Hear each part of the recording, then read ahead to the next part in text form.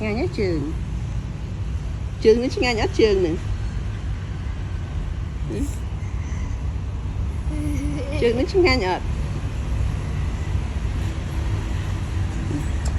ê chuyện nè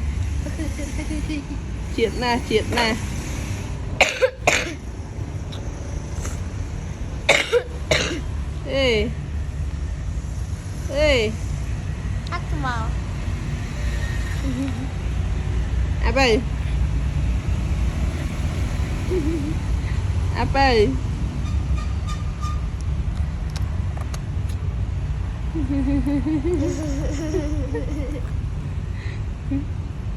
Tiết